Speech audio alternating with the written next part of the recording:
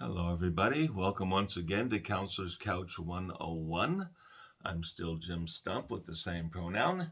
And the email address, if you want to send me a comment or ask a question or raise an issue, is counselorscouch101 at mail.com. I appreciate it. And I appreciate all your comments below. I like to keep these posts relevant, so I can only do that if I get some feedback from the folks who are viewing. Let me know what's on your mind, and we'll see if we can share our wisdom and our experiences and benefit each other, right? At least that's the idea I'm trying to get along here.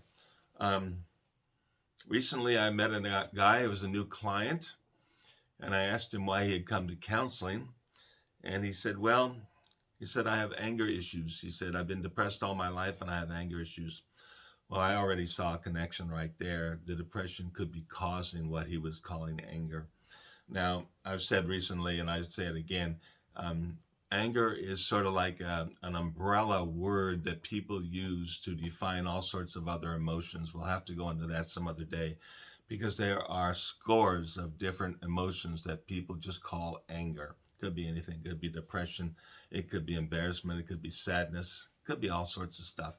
So we'll have to go into that another day. But he said, I've been, depressed my whole life and I'm angry and like that. And I said, okay, we're going to have to sort of take this apart. We're going to have to unpack it and work it in parts. We can't go at this whole thing all at once, but we can sort of define our parameters and define what we're trying to accomplish and, the issues you want to work on. So I asked him to, which was more important to him, the depression or the anger. And he said, I think maybe now the anger is because it's affecting my relationship. It's affecting my work. I said, okay. I said, tell me about anger. How does it go for you? How do you express your anger? He said, well, mostly when I'm driving, right? He said, I'm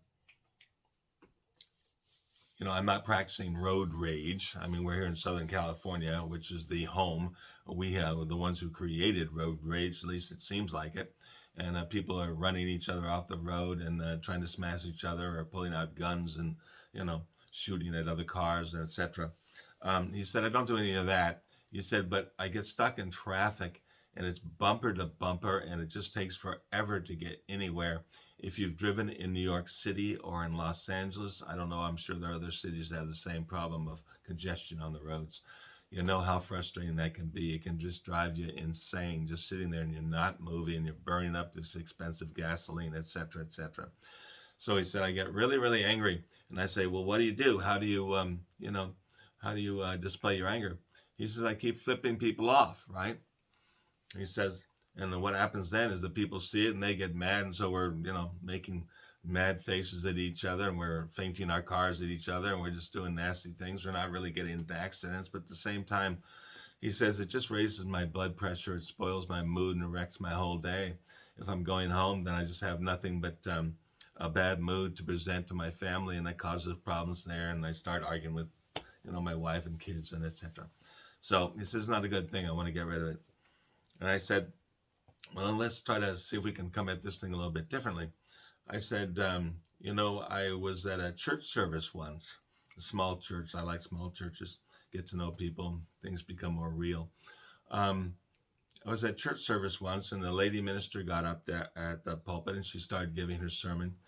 And she told us a story about how she used to go around telling everybody what they can do with themselves. And I cleaned that up. So, this is a family rated podcast. So I don't want to, do anything that's going to get me X-rated. She said, I tell people what they can do to themselves. She said, and I thought to myself that I'm a good Christian girl, so I probably shouldn't be doing that, right? So she said, instead of telling people what they should do to themselves, I decided to tell them to have a blessed day, right? And after a while, she would, instead of when she get angry at someone, she'd say, have a blessed day, be really snarky about it and like that. And she said, after a while, my attitude toward that began to change. She said, some people didn't realize that I was being rude to them or trying to say something negative to them. And they would smile and say, thank you. My attitude changed over time and I began to believe what I was saying. I began to believe, have a blessed day, right? And she said, Now I go around and I tell people have a blessed day. And when I'm mad at them like that, I realize what I really said, but they are taking it as a nice comment, a friendly comment, a positive statement, right? They're taking it like that, but I know what I mean. And so in the back of my head, sometimes I'm really laughing myself silly because I know what I just said to them and I realize that they didn't get it.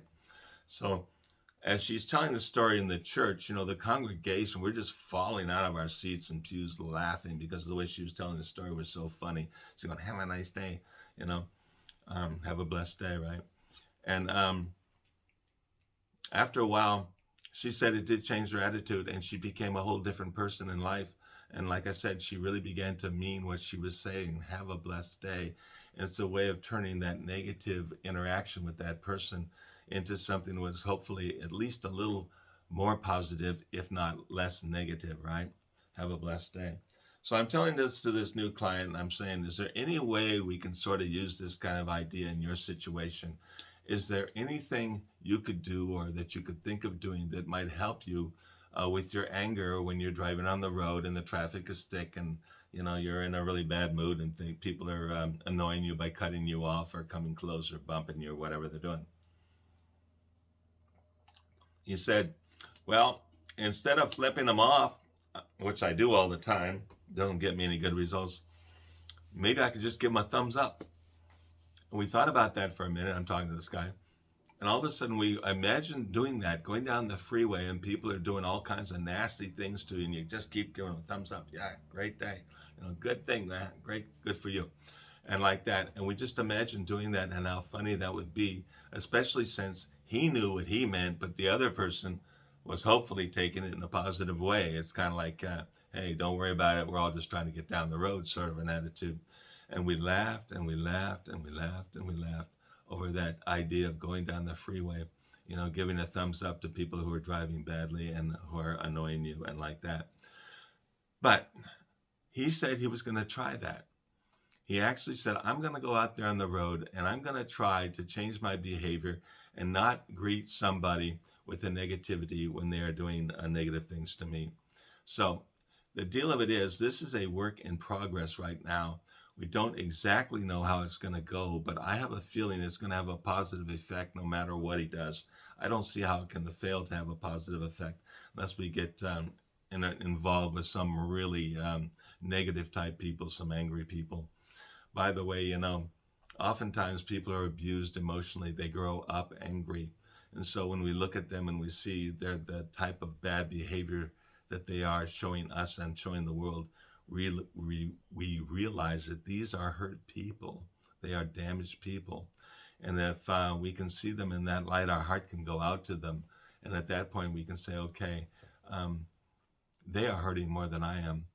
They're trying to spew out their anger to get it out of their system and so they can feel better about their lives. It's doing very little to me.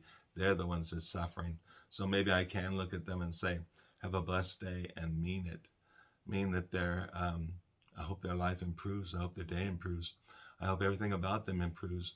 And I can also look at them and give them a thumbs up, right? Say, hey, it's okay. Everything's good. Don't worry about it. So, I don't know. Anyway, it's on my thought today because of this conversation I had recently.